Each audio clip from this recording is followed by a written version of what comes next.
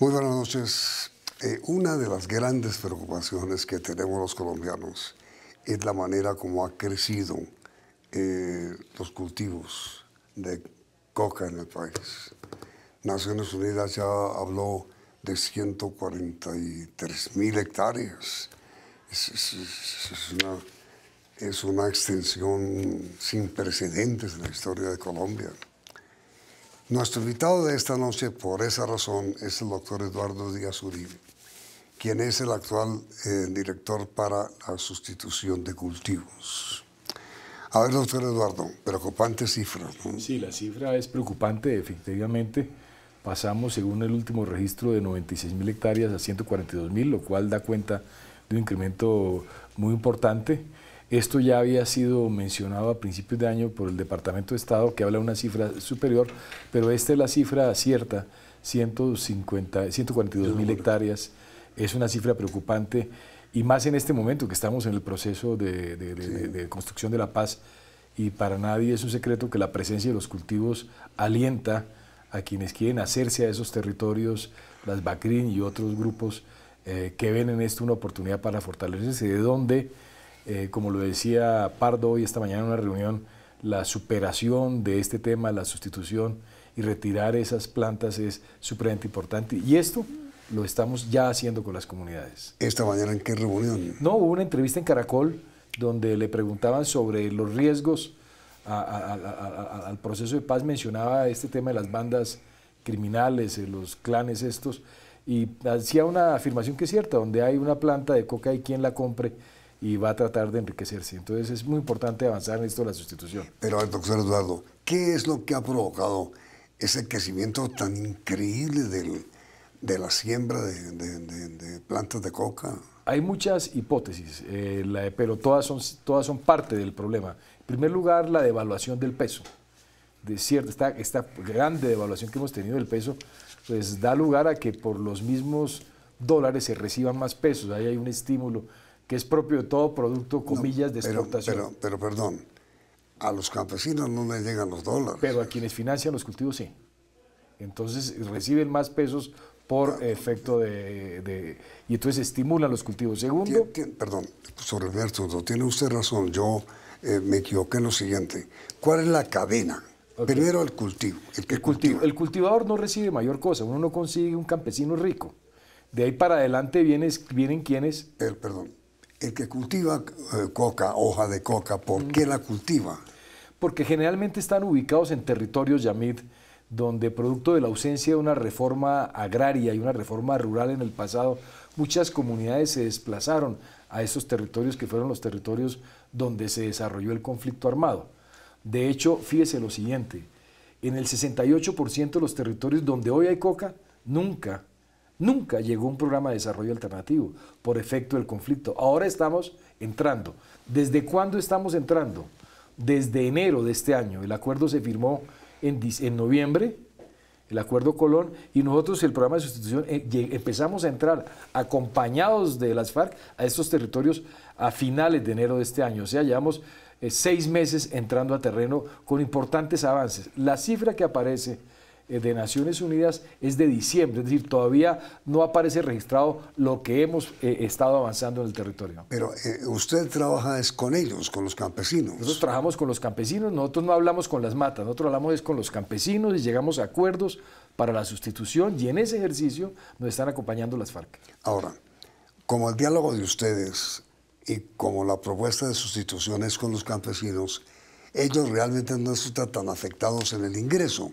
Correcto. De hecho, incluso el precio de la coca en algunos territorios ha bajado. Es menor que el de... Que ha bajado. Ahora, en la cadena, quien se beneficia son los narcotraficantes. Por eso la política que lanzó el presidente tiene 3 componentes. 1, el tema del consumo desde el punto de vista de la salud pública. 2, llegar a acuerdos para transformar esos territorios, desarrollarlos, vincularlos a los mercados en donde estaba anteriormente el conflicto y están los cultivos. Y 3, perseguir y golpear las redes de narcotraficantes, que son los que a la final se están lucrando de este negocio. Y por ello el afán de estas organizaciones de copar estos territorios en donde estamos entrando nosotros a hacer los programas de sustitución. Pero una cosa, doctor Eduardo, a los campesinos que siembran coca, ¿Les financian la siembra o ellos lo siembran por cuestión? Normalmente hay un sistema de anticipos. El campesino recibe los insumos, recibe las semillas, recibe lo que requiere para vivir a través de anticipos, préstamos,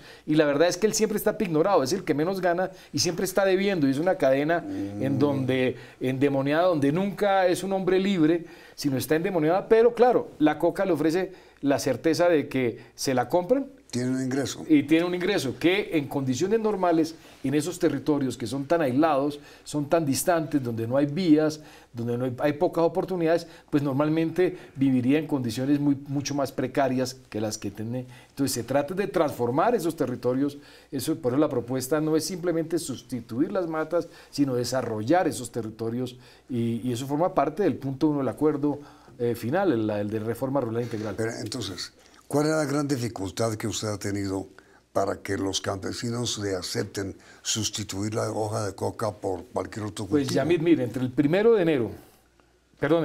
de febrero y la fecha, hemos suscrito 40 acuerdos. 40 acuerdos. Apenas. Permítame, con 86.000 familias que tienen influencia sobre unas 70.000 hectáreas de coca. 40 acuerdos políticos grandes. Esa es la primera fase. Después, la segunda fase es donde hay los acuerdos. Perdón. Okay. Acuerdos que suponen que... Que suponen el compromiso de la comunidad de abandonar toda relación con los cultivos. De coca. Correcto. Y del gobierno nacional de poner en marcha los planes que fueron pactados en el acuerdo de paz, que es el programa de atención integral, que implica para garantizar el tránsito de las familias de la economía ilegal a la legal, un acompañamiento con recursos para su seguridad alimentaria hasta por $1.000.000 mensuales durante 12 meses, y la inversión en proyectos productivos durante 2 años que entre uno y otro pueden sumar $21.000.000 más asistencia técnica. Pero hay un subsidio. Claro, por supuesto, porque la gente retira la coca y ¿de qué come? Entonces es necesario garantizar ese tránsito. Para sustituir la oferta de que les dicen, les anticipamos. Claro, todo. y una presencia del Estado ahí, más los proyectos productivos. $1.000.000 por familia. Por familia, independientemente de la coca que tenga, más programas de generación de ingreso a los que tradicionalmente raspaban la coca. ¿Y es $1.000.000 mensuales? $1.000.000 mensuales. Ya en de las 86.000 familias, hoy 9.275.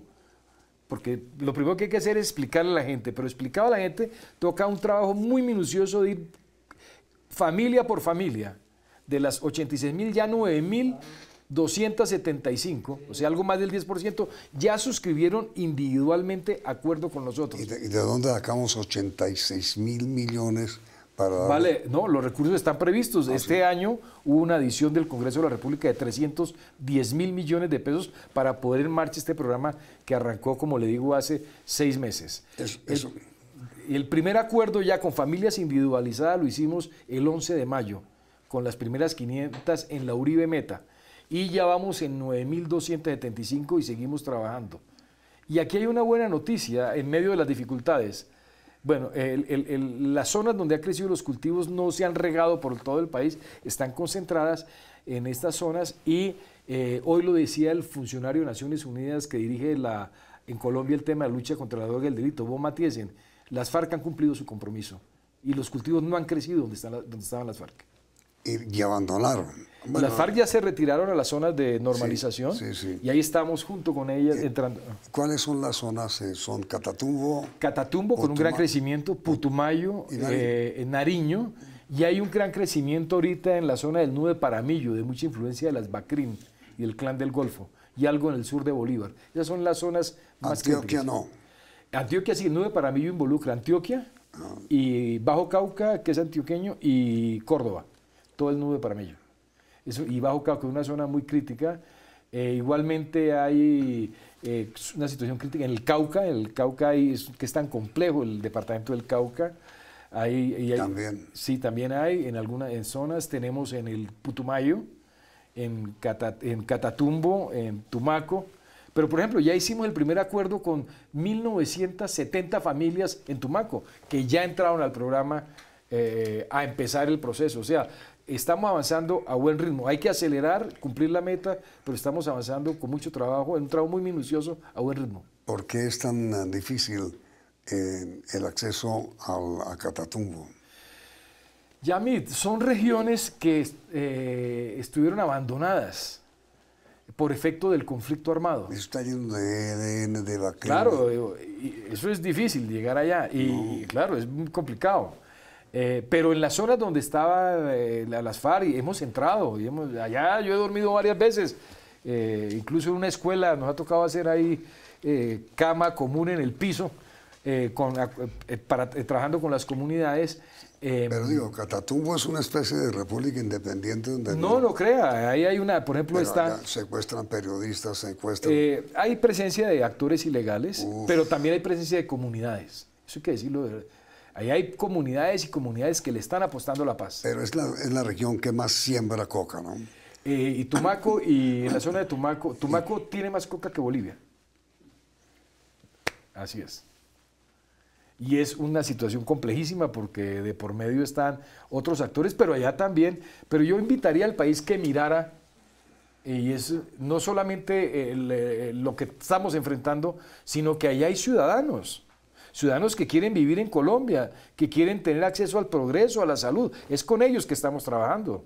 Sí, ahí hay uno que otro malandro, pero esos son la minoría. El grueso de la comunidad es como una comunidad que espera del proceso de paz poder salir adelante y por eso se han involucrado en estos acuerdos y están trabajando con otros. No es fácil, no, pero hay que hacerlo, Yamil, y hay que hacerlo entre todos los colombianos. Esto no es un problema solamente del gobierno, Rafael Pardo, Eduardo Díaz, no, esto es un problema del país. Sí, ahora, mire, doctor Eduardo, ¿qué produce más efectos? ¿La sustitución de cultivos o la fumigación? Bueno, la fumigación no aérea. La erradicación en general. Sí. El señor vicepresidente de la República mencionaba en días pasados que entre finales del siglo pasado, o sea, año 2000 y 2013, se fumigaron 1.600.000 hectáreas y se erradicaron 400.000 hectáreas, o sea, 2 millones de hectáreas intervenidas, a unos costos financieros inmensos, a unos costos políticos inmensos, 2 millones de hectáreas. Y seguimos siendo el primer país productor de cocaína del mundo. O sea, eso pareciera no ser tan eficaz, por ello la estrategia tiene que ser buscar transformar esos territorios. Primer productor de coca y de cocaína, los dos. Claro, por supuesto, de cocaína y de coca y de cocaína. En consecuencia, 2 millones de hectáreas intervenidas durante 15 años, 16 años. ¿Queremos más de lo mismo? Los cultivos se corrieron a los parques, los cultivos se corrieron a las comunidades indígenas, los cultivos han caminado. Lo que toca es llegar a hablar con las comunidades y ofrecer alternativas a esos ciudadanos que son tan colombianos como usted y como yo, que La Paz ofrece oportunidades, transformar esas regiones. Ese es el camino, ese es un camino sostenible. Es más difícil, por supuesto, pero es mucho más eficaz y eficiente, mucho más costo eficiente. Lo otro es seguir fumigando y dentro de 10 años decir que intervenimos 4 millones de hectáreas y seguimos lo mismo. Ahora, usted me decía al comienzo, doctor Eduardo, que lo que está provocando este crecimiento de las áreas sembradas son, primero, el dólar. Segundo perdón, inmediatamente después de comercial. Ok, perfecto.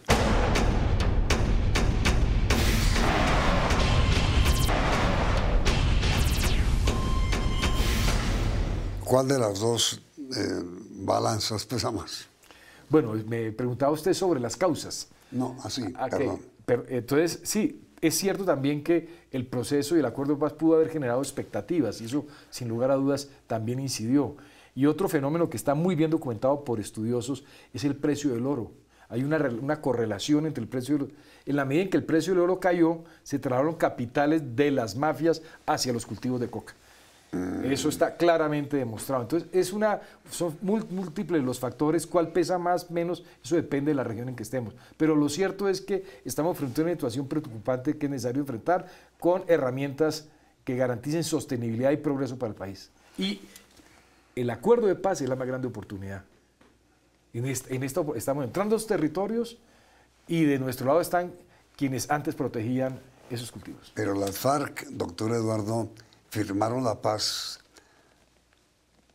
y el cultivo de coca no cayó. No, claro, no cayó. Entonces, ¿quién está sembrando? Pero es que la FARC firmaron la paz junto con el presidente en noviembre del año pasado, llevamos 7 meses. Sí. La guerra duró 50 y tantos años, entonces no hemos ni siquiera... No, sí, pero digo, Entonces, los cultivos, ¿por qué han crecido? Han crecido, según lo decía hoy el director de Naciones Unidas, en zonas donde las FARC no tienen presencia o no tenían presencia, donde en este momento los principales promotores de esos cultivos, sin lugar a dudas, son las bandas criminales. ahora, los Estados Unidos han insistido en regresar a la fumigación aérea. Sí. Eso es imposible, ¿no? No, pues desde el punto de vista de la salud pública hay un pronunciamiento que pues no tiene sentido. Sí. Es que, mire, Yamil, es muy fácil coger en la mañana, cargar un avión de glifosato y salir y fumigar y en la tarde llenar un Excel, 200 hectáreas fumigadas o 300. Lo difícil es meterse allá, a hablar con las comunidades, buscar alternativas de desarrollo, que es lo que estamos haciendo. No, pero digo, además la Corte lo prohibió. No, claro, además de que lo prohibió la Corte. Es inconstitucional. Exactamente, exactamente. Y entonces, ¿cómo van a hacer con la erradicación? Pues ahora, hay una estrategia de erradicación. Aquí no solamente hay pequeños cultivadores, también hay grandes cultivadores. Nosotros trabajamos con los pequeños, no con los grandes. Los grandes son grandes cultivadores. Por ejemplo, ahorita en la zona cerca de Atumaco se identificaron grandes plantaciones que fueron erradicadas, ubicadas incluso ilegalmente en territorios de comunidades afro. Grandes plantaciones de grandes intereses del narcotráfico. Pero sí, doctor Eduardo, nosotros trabajamos con los pequeños. Con los campesinos. ¿Quién trabaja con los grandes? Pues ellos son los que se oponen en muchas regiones a que trabajemos. No, pero ¿quién trabaja con del Pues, gobierno? no, pues es la política, ahí es una política de criminal, de persecución a las bandas criminales y a los narcotraficantes. ¿Con los que siembran? No. No. La fuerza pública. No, es que usted me dijo, nosotros hablamos es con los pequeños Los campesinos. cultivadores.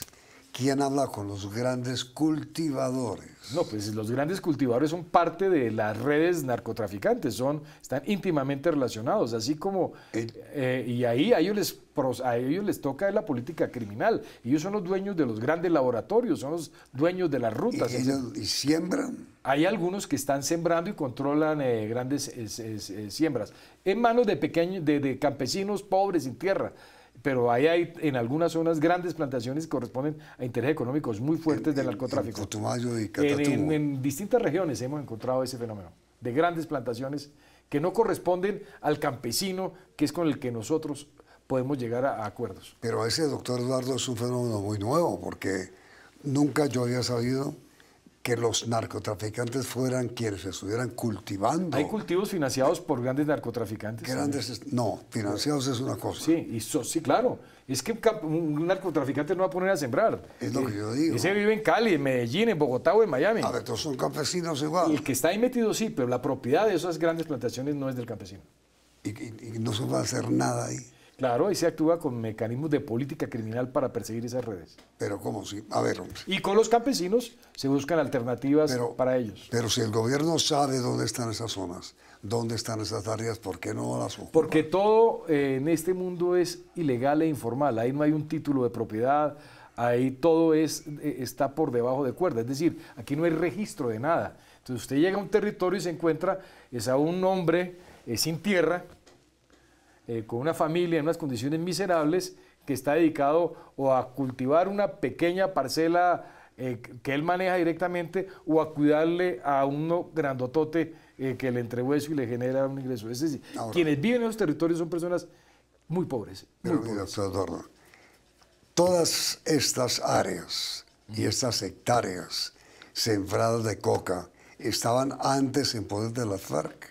No, la FARC tenía influencia sobre ciertas zonas y promovieron, sin lugar a dudas, esta parte de la historia del crecimiento de la coca, se lucraron, por decirlo así, de esta situación vía lo que ellos llaman los impuestos de guerra y todas estas cosas, todo conocido. Que afortunadamente, pero eso acabó con eso. Ahí hay una gran oportunidad, es en esos territorios, que son un porcentaje importante. Para que las FARC erradiquen. Para que con el gobierno entremos a la sustitución con los campesinos. Pero digo, las FARC también. Las FARC están saliendo con nosotros a hablar con los campesinos, a montar los programas, a hablar con la gente a territorios donde normalmente nosotros estábamos y están de nuestro lado y lo están haciendo, hay que decirlo con claridad, lo están haciendo seriamente y están cumpliendo su palabra. ¿Qué garantía pide el gobierno a los cultivadores de coca para que después de recibir el subsidio, Ok, excelente, muy buena pregunta. Claro, se hace el acuerdo y hay una verificación que hace Naciones Unidas. La misma entidad que hace el control de los cultivos entra a terreno, parcela por parcela, a verificar que lo declarado y visto efectivamente ocurrió. Si una persona no cumple, pues sale del programa automáticamente. Y entra, y está pactado y está acordado así en el acuerdo de paz, procedería el proceso de erradicación. O si encontramos cultivos que no tienen dueño, procede también de manera clara la erradicación. Pero ahí son las Naciones Unidas y la Policía Nacional quienes hacen la verificación de que lo pactado se cumple. ¿Usted dice que ha pactado con cuántas familias? Acuerdos generales políticos, 40 acuerdos donde viven 86.000 familias y ya una a una 9.275. Eso, 86 familias. 86.000. 86.000, perdón. ¿Equivale a qué porcentaje del total de familias comprometidas con el cultivo? Yo creo que eso puede estar ahí hay de todo, no solamente los que cultivan, sino los que recolectan. La cifra puede ser pues del orden de la mitad o algo más de las familias involucradas en cultivo. Mire, el problema, para que se haga una idea, el punto 1 de la reforma rural del acuerdo de paz, por lo menos involucra a 1 millón de familias campesinas. 1 millón. Claro. El tema agrario aquí es un tema que no resolvimos en los últimos años. De ellos, un porcentaje está con cultivos ilícitos, pero la gran mayoría de los campesinos... ¿Pero qué porcentaje? Debe estar, por eso le estoy diciendo, unas 100.000 familias involucradas en cultivos. No, pero si son 100.000, yo estoy ya de acuerdo con 86.000, no faltan... Sí, pero ahí están los raspachines, ahí hay un poco, eso hay que verificar, hay familias que aparecen doblemente contabilizadas, es una estimación que nosotros tenemos. Pero estamos hablando que los acuerdos que hemos hecho tienen influencia sobre 70 a 76.000 hectáreas de coca. Es decir, ahora nos toca entrar... Según las Naciones Unidas, según las cifras de las Naciones Unidas, más o menos a la mitad. Correcto, más o menos de lo que se reportó en diciembre estaría cobijado por estos acuerdos. Ahora estamos ya en la fase más minuciosa, más delicada, y es entrar familia por familia, predio por predio. Ahí vamos en 9.275 al día de hoy. Y entonces, si solo llevan 9.000 familia por familia, las otras 75.000. Bueno, le quiero contar, ¿sabe cuándo empezamos familia por familia? El 11 de mayo. ¿Pero cómo hicieron con 86.000 familias? Porque primero hicimos el acuerdo general con las juntas de acción comunal, las organizaciones campesinas, el alcalde, y se acordó entre todos que íbamos a poner en marcha el proceso. ¿Okay? Pero no se ha concretado sino con 9.000. Claro, pero entonces después, ¿qué viene? Hecho las 86.000, toca salir a explicarle a la familia ya en terreno, a todas, qué es el acuerdo, cuáles son las características del acuerdo. Doctor Eduardo. Y desde el 11 de mayo, o sea, mayo, junio, hace un mes larguito, empezamos familia por familia y vamos del 11 de mayo a la fecha en 9.000 familias. Es decir, de 100.000 familias que están dedicadas hoy a cultivar coca, que se calcula, solo 10.000 han firmado el acuerdo. Hoy, desde el 11 de mayo a la fecha, y aspiramos y estamos trabajando para que antes de terminar el año llegar a unas 70.000 familias. Estamos trabajando para eso. Pregunta final, mire. El señor ministro de Defensa dijo, si yo no he logrado reducir en un 50% el área cultivada en coca en Colombia, renuncio. ¿Usted cree que tiene que renunciar? Yo, mi respuesta es la siguiente, en lo personal, yo soy un funcionario de libre nombramiento y remoción. Mientras esté al frente del cargo, mi única preocupación es trabajar para cumplir las metas. El ministro va a tener que renunciar. Eso sí tiene que preguntárselo a él. No, yo no creo. No, estamos trabajando muy duro. Esta es la más grande oportunidad que tiene el país para mostrar que es posible superar este flagelo de los cultivos ilícitos. Él tendrá que cumplir su... Yo voy a trabajar duro para que no lo haga. ¿Ustedes creen que el ministro de Defensa tendrá que renunciar? ¿Sí o no? No, vamos a trabajar para que no, estamos trabajando para que no sea así. Entonces volteamos la pregunta por el lado del doctor Eduardo. ¿Ustedes creen que el doctor Eduardo Díaz, como jefe de la sustitución de cultivos en Colombia logrará impedir que el ministro de Defensa renuncie a su cargo? Trabajando en equipo con lo que estamos haciendo, sí. Ok. ¿Y ustedes qué piensan? Resultados del sondeo al final de la emisión. Vienen las noticias del día, comienza la emisión central del Noticiero CN.